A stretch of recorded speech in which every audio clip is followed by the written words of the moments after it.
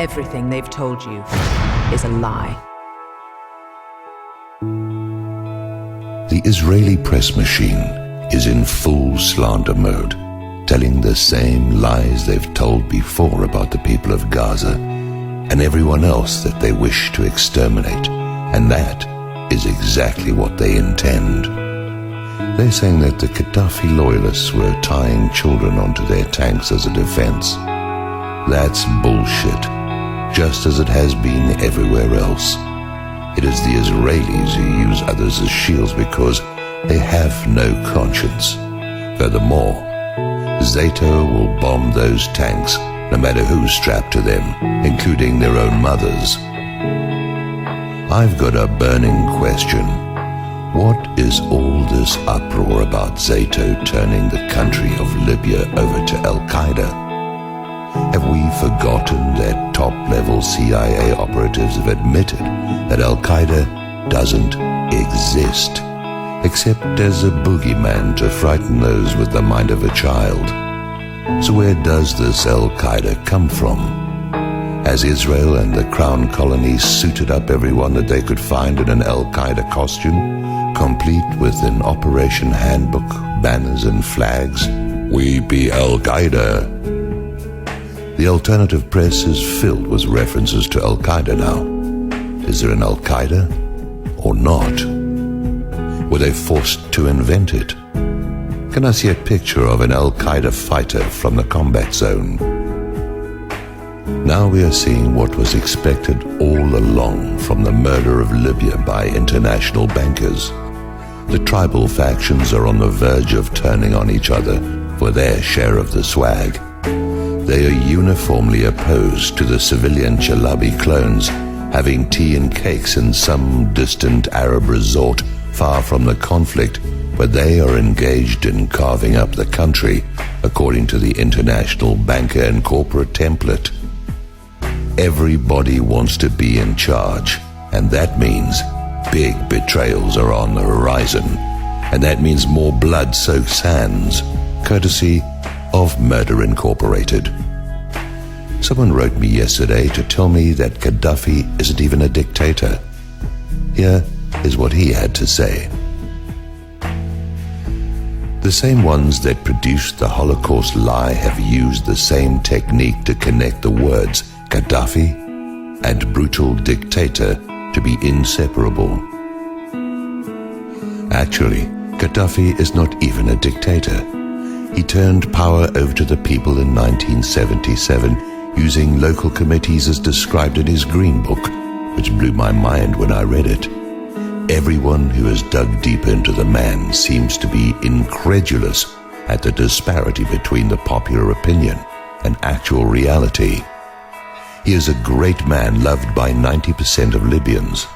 There was a rally for him in Tripoli on July the 1st that China estimated at 1.7 million, 95% of the city's population, with a flag 6 kilometers long, both world records and no coverage at all.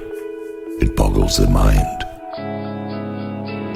All members of the human family should hold these terrible beasts in scorn and contempt.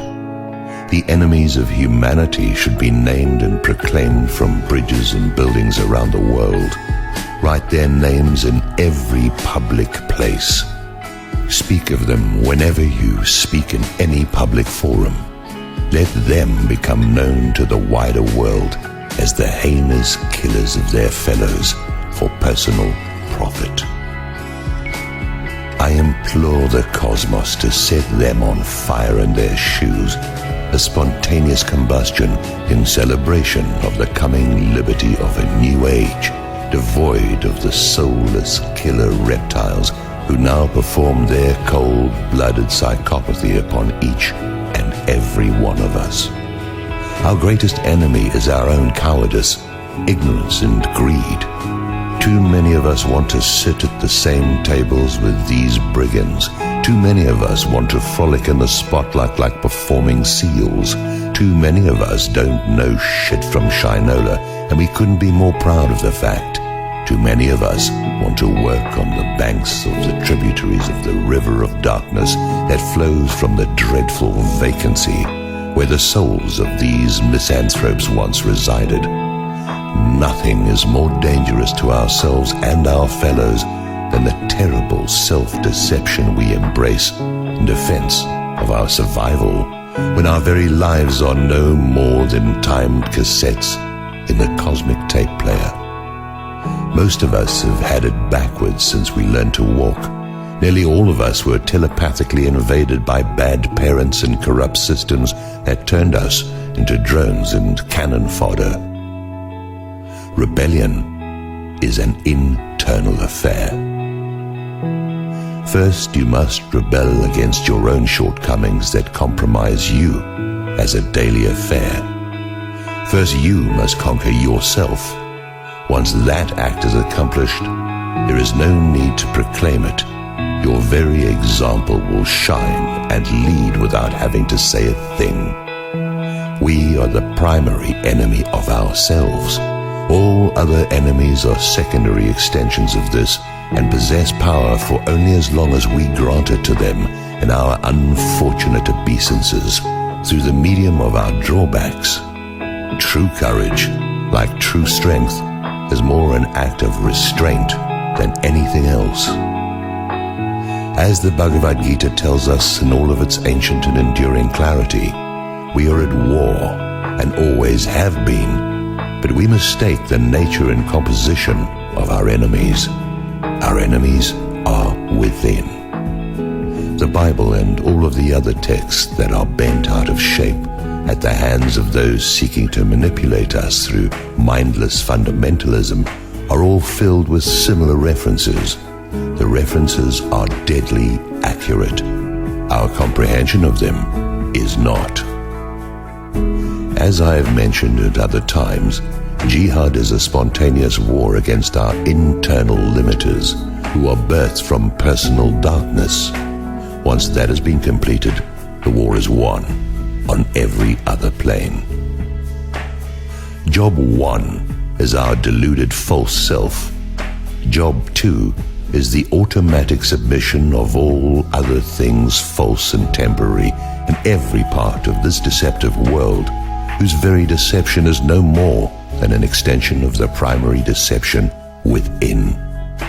The shadows that we fear are a fantastic enlargement of something much smaller. How many times have we startled at the appearance of a shadow that revealed itself as being cast by a friend? We have no real enemy but ourselves, so long as we are susceptible to the tremors of the encircling web. True vision cuts this web like a knife. There is no need for action. The seeing is the ticket. The plotters and bloodsuckers are marching to the grand denouement. Like every other final game that has preceded it, the dice are loaded and the result is the same. No one ever takes over the world. The world is a living vessel that retreats at the mere approach of the profane. Lao Tzu said it all in the simplest way, with all attendant brevity. Civilizations rise and fall, so do politicians, bankers, and all the rest. They blow up like dirigibles in their self-importance and are then engulfed in the flames of retribution. When the greater awakening descends upon the masses, it will be bringing a clarity that will compel the seemingly mighty to tremble wherever they are. Some number will simply kill themselves. It is the nature of the beast. We are going to witness and experience things that might seem fantastic at this juncture, and to each the level of awareness and return will be consonant with their efforts upon their own being, in tandem with whatever other efforts have been made in respect of them. I'm not telling you anything new. It's all happened before, and the record of these events expunged by those who profit from the absence of historical reference. The burning of the library at Alexandria was all about this.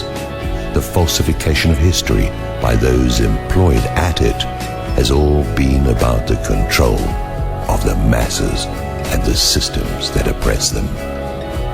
Since there has never been any time but now, now must be the time. Let's see what sort of effort we are capable of and how much fear and trembling we can take.